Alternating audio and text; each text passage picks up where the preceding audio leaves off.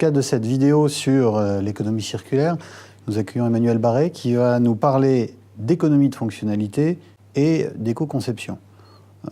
Pour commencer, Emmanuel, parlons d'économie de fonctionnalité. Je crois que tu as une définition à partager avec nous. Oui, alors c'est pas la mienne, hein, c'est Walter Staël qui a défini l'économie de fonctionnalité comme visant à optimiser l'utilisation ou la fonction de biens ou services en se concentrant sur la gestion des richesses existantes, soit sous la forme de produits, de connaissances ou encore de capital naturel.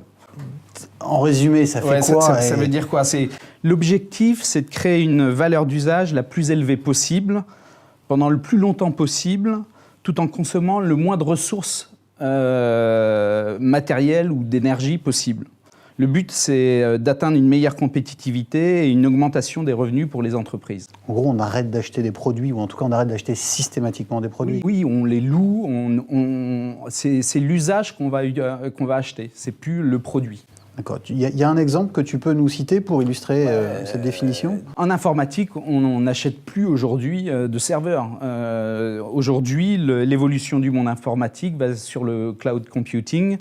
Ça illustre bien le modèle vers cette économie de fonctionnalité.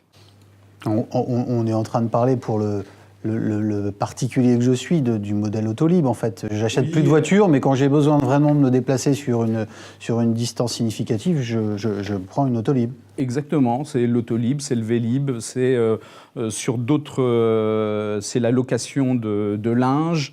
On peut multiplier les exemples comme ça. On a plusieurs fois aussi évoqué l'éco-conception. Est-ce que tu peux nous en dire plus sur ce concept?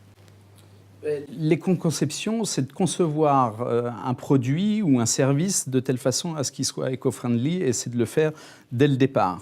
L'acheteur doit travailler avec ses prescripteurs internes de telle façon justement à comprendre quels sont les enjeux. Oui, tu veux dire que là, en fait, dès le cahier des charges, c'est là que tout se joue. On le voit dans le processus achat. De toute manière, c'est au départ que les enjeux sont les plus importants et qu'on aura le plus de bénéfices. D'accord, donc ça va être la capacité de l'acheteur dans sa discussion avec le prescripteur à déterminer quels sont les leviers qu'on va pouvoir activer en termes d'éco-conception, que ce soit sur la matière ou sur l'usage du produit, qui vont faire qu'au bout du bout, la démarche sera fructueuse. Exactement. Est-ce que tu peux nous citer quelques exemples d'éco-conception? Il y en a plusieurs qui me viennent en tête. Chez Renault, il y a Eolab qui avait été mis en place en 2014 par le gouvernement, qui voulait mettre en place une voiture qui consomme moins de 1 litre au 100 km. D'accord, donc on voit là, concrètement que dès l'expression du besoin, on est sur l'économie d'énergie.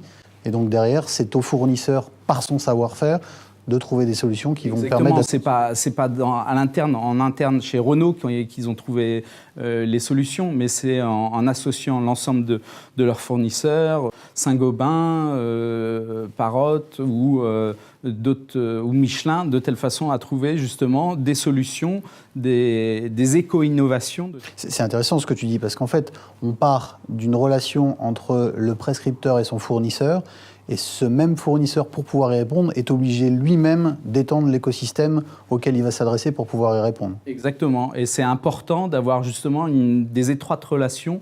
Et la relation fournisseur est hyper importante à ce niveau-là. L'autre exemple qui me vient en tête, c'est Puma. Puma qui a fait une analyse de l'impact environnemental de son processus de production, qui s'est aperçu que cet impact était vraiment négatif. Donc ils ont voulu rentrer dans un processus d'éco-conception pour redresser un peu la barre. Oui, c'est un très, très bon exemple d'économie circulaire et d'éco-conception, puisque Puma, avec sa gamme InCycle, a mis en place pour la première fois un produit certifié Cradle to Cradle, 100% biodégradable. Et le bénéfice, il est évident en termes d'image de marque envers les potentiels clients et clients existants. L'acheteur a un rôle majeur et de pivot entre l'écosystème de fournisseurs et l'entreprise dans cette démarche d'éco-conception pour que tout le monde en tire des bénéfices. Oui, c'est le rôle... là encore, on va travailler sur la définition du besoin, donc forcément, l'acheteur a un rôle primordial dans cette démarche. Merci beaucoup, Emmanuel. Merci.